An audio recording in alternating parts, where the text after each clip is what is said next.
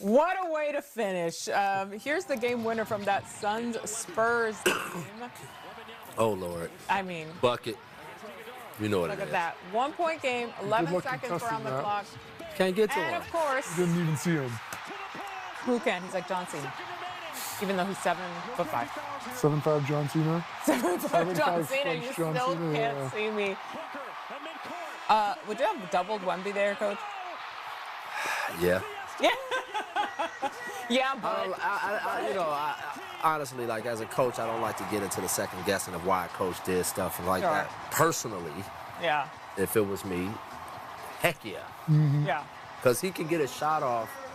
If you don't get to him, you have to pressure him out of that shot. You know what I mean? Like, and letting him just stand there and look it over, that's a tough call. You know, but look, coach believed in this guy. He gave Oso a chance to get the stop, and the guy made a, 18-footer going away. When you talk about culture of a team, it's crazy because every time we see them celebrate a win, it's like it's a playoff win. But that's because other teams are giving them the very best that they have. So every game feels like that for them. Yeah, and I just think that, these kids are having He's fun. milking it.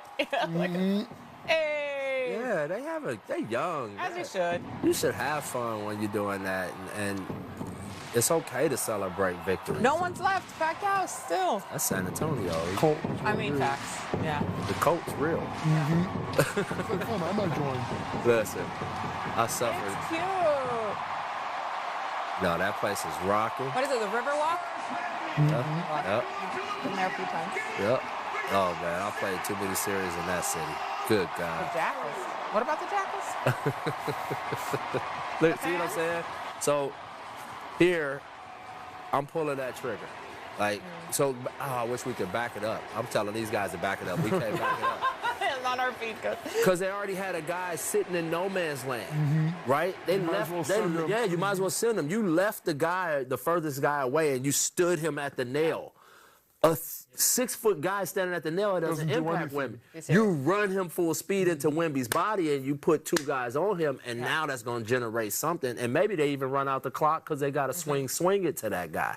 But putting him in no man's land, that was kind of like Death Valley for him. And Wemby doesn't see you from there. He's not seeing that. Please, he's sitting so far above the rafters. Yeah, he's just everything down. It's like Dirk. We talk about Dirk. Dirk was like that. Like, once he got to here, it was like whatever was here, that didn't exist. It was like in the clouds and everybody else was down here. And that's really, if you let Wemby get to his dribble, it's over by then. What does that feel like?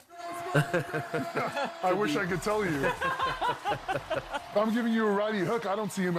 To be trolled, I don't see you either. If I get to my own, when you 7-footers get into your reach and you extend up, they don't see. Kevin Garnett. Remember KG? KG would get to his turnaround, right shoulder fall away, and I'm telling you, big guys would be on him, and he just didn't see him. Like he was already so high over him, letting it fly. If you let somebody get to their motion, get to their spot, it's too late. It's too late. So. Spurs 19-2 in their last 21 games. Your fave to be take it all in the West? That's hard to say. That's hard to say. And yet here the we West are. is so competitive, and they've been luminescent. They've been incredible. They still kind of, even that, yes, perhaps. They still are a young team. Playoffs are a different beast. Yeah. So they might not be, I don't think they're my favorite yet. Okay. I really like them, though. I really, really like them. I got OKC just like. Yeah. But it's not even, I don't even know if I got them as a favorite. Like, it's just, that's going to be the Western Conference Finals, I think. Okay. And I think it's going to go 7. Well, I hope so. For our sake. benefit.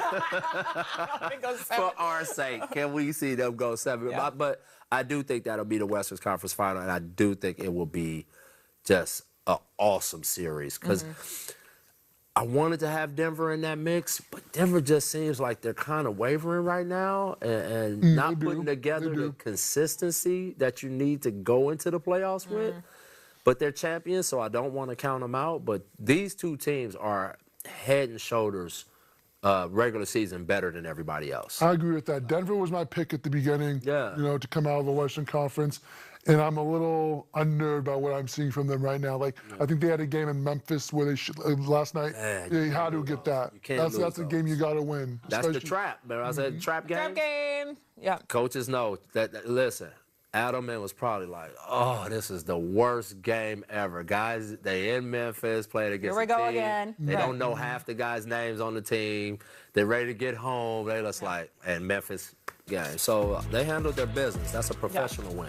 Period. All right, Coach. But we did, of course, have an unfortunate news out of Detroit today as Cade Cunningham is set to miss at least 2 weeks of a time with a collapsed lung. Sounds horrible. Awful. That's not the news that we want to see, especially for a player like him this stage in the season and a team that we've really been excited for as we approach the playoffs here. How concerned are you for the Pistons without Cade in there? I mean, again, the defense travels. And I think what they're going to find out is who can they depend on outside of Cade to win games right now. And so this is a good test for them right now.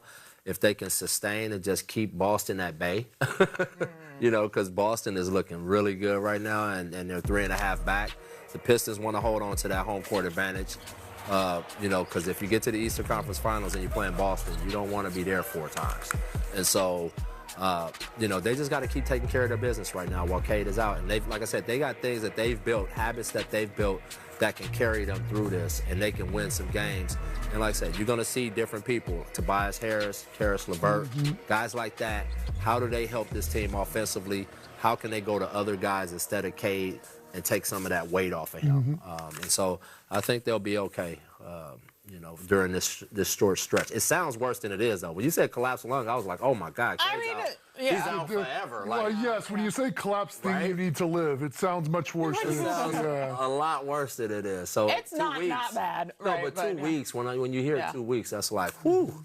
Yeah. Like, because I guarantee if J.B. Bickerstaff, you came to him as a coach and said, hey, Cade's got a collapsed lung, and didn't tell him the timeline what first, it was. Right. He might have fainted in his chair. Easily. And then, oh, no, JB, it's only 2 weeks. Okay, wake up.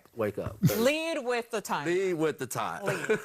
Is there anyone in particular that you're really looking to step up in Cade's absence, Robin? Because we've talked so much of what happens to the squad when you do remove Cade and how pivotal he is to the shooting in this team. Coach mentioned earlier, we saw it tonight, Jalen Duren is going to be a big rallying point for them.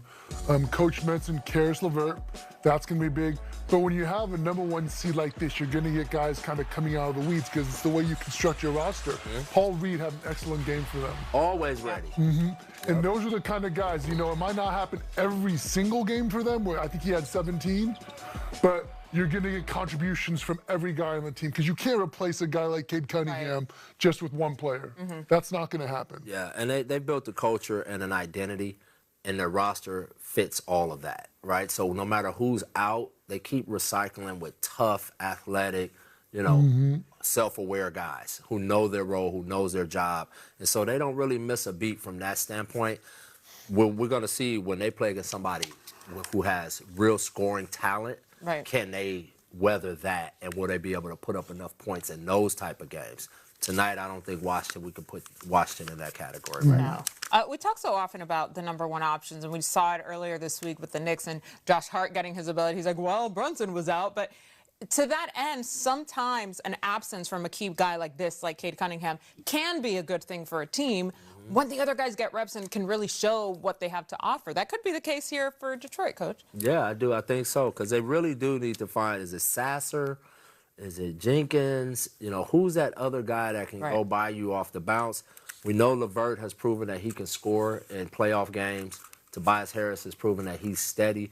But those two small guards, which one of those guys is going to emerge as the guy that can really help them when Cade's off the ball and get them in the offense, push the pace, break down the defense, touch the paint, create threes for their team, and offensive rebound opportunities because you're collapsing the defense. So if they can find that in this little time frame, that's going to be huge for them. Yeah, I mean, they don't have a choice in this, but, like, get out there and show us what you got. It's a bit of a silver lining because it's certainly not something you want this time of year in mid-March, right when you're looking to head into playoffs.